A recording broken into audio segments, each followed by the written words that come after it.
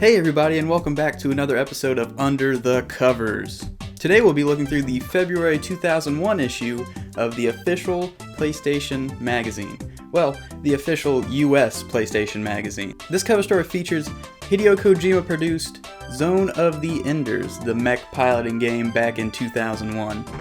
Let's take a look.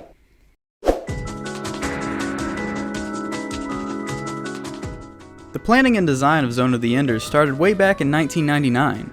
Immediately following the smash hit that was Metal Gear Solid, a small portion of the 30-developer team that Hideo Kojima had led for Metal Gear Solid had split off in order to create a new IP in a new genre, while the remaining team put forth work on the highly anticipated Metal Gear Solid follow-up. According to Kojima and director-scenario writer Noriaki Okamura, the team had toyed with the ideas of a game revolving around magic and spells, before ultimately going nowhere. Eventually, Kojima just asked Okamura what kind of game had he dreamed of doing, to which he replied, "I always wanted to develop a game that features robots." In an interview with official PlayStation magazine, Okamura went on to say, "You can't make these games unless you are really into them. Fortunately, we had a lot of people on staff with an anime background, such as Yoji Shinkawa, the designer of the titular Metal Gears, and Nobuyoshi Nishimura, the character designer for Gundam X. And it was with this heavy basis on mech anime that gave the story of Zone of the Enders life. In this game you control Leo Stenbuck, a character whose origin is mirrored closely with the original Gundam protagonist, Amuro Ray. Both are youths in a war-torn era whom stumble upon a giant mech suit that they slowly become more in sync with until they are able to pilot them so well that they are to become major assets for their respective war efforts. Leo also develops a strong rivalry with a specific enemy ace pilot, Viola, much like Amuro and his rivalry with Char Aznable. However, while Leo shares a situation with Gundam's Amuro, his character is close to that of Shinji Ikari from a more recent, at the time at least, Neon Genesis Evangelion. Both have inferiority complexes to the point of feeling wholly insignificant and separated from society. Both Shinji and Leo also share an apprehension of the horrors of war and take hard stances opposed to killing, whereas Amuro Ray killed very frequently with significantly less remorse. The connection to Neon Genesis Evangelion was actually alluded to by OPM's man in Japan, Yutaka Obuchi, where he discusses the affinity for robots in Japanese culture. In his sidebar segment, he talks about how Gundam has been a staple series in Japan, but the relative newcomer Neon Genesis inspired lots of other anime series and games. Because its story was more in tune with the lives of the audience, this influence led to Zone of the Enders attempting to delve deeper into the idea of morality than its mech piloting contemporaries, Virtual On and Armored Core. It's likely that this is also a reason for Zone of the Enders receiving an anime companion story with Zone of the Enders 2167 Idolo, a movie by Sunrise Studios that is a direct prequel to the game, and also Zone of the Enders Dolorous Eye, a 26-episode series by the same studio, with half the series taking place 5 years before Idolo, and half the series taking place after the game. The prequel film launched the same month as the game, March 2001, while the series ran from April 2001 to September 2001, to try and match up as close as possible with the game's release. One would assume that the 30-man team of Zone of the Enders would work very closely with the main team of MGS2, however the teams operated as mostly separate entities. As Okamura stated in an interview, the development of Zone of the Enders and Metal Gear Solid 2 began around the same time, so we originally talked about cooperating our development. We intended to use some elements from Metal Gear Solid 2, but we didn't. The two are just very different games, so we needed separate materials only for Zone of the Enders. The games were trying to separate so much at a point that the intro of the cover story actually states that the game would not come with a Metal Gear Solid 2 demo, which betrays their very own preview coverage of MGS2 in the same issue of the magazine, where they explicitly state that the demo will come with the game. Thankfully, any doubts about including a demo were ultimately redacted, as the included Metal Gear Solid 2 demo aided greatly in pushing Zone of the Enders' sales to be the 6th best in its release month, with many outlets claiming it to be a must-have solely for the small section of MGS2 gameplay included. This is a tactic that we would see repeated by other games in the future, such as Microsoft's Crackdown being packaged with a multiplayer beta of the highly anticipated Halo 3. or even the HD collection of Zone of the Enders being packaged with a demo of Platinum Games' Metal Gear spin-off, Metal Gear Rising: Revengeance. The mention of a Zone of the Enders collection is particularly interesting in the context of this cover story, as the director, Okamura, closed out his interview with OPM by stating that, "I would love to do a sequel, but I don't think about it at all.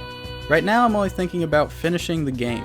Little did he know that just 3 months after Zone of the Enders release, a GBA spin-off titled Zone of the Enders: The Fist of Mars would be announced, and in 1 year's time, a bona fide proper sequel, Zone of the Enders: The Second Runner, would also be announced. Not bad for an MGS side project. So now we're here, 16 years later. How did the game fare? Well, unfortunately I couldn't find the official US PlayStation Magazine review of the game, so we'll have to look at some outside sources. And as we can see going off Metacritic, it got some fairly decent marks, scoring a 78 out of 100. Many reviewers enjoyed the fluid combat while also praising the inclusion of the Metal Gear Solid 2 demo disc, while also claiming that the game was way too short and had not enough variety in its mechanics. Ultimately, Zone of the Enders imprinted its legacy with the many references hidden in the Metal Gear Solid games.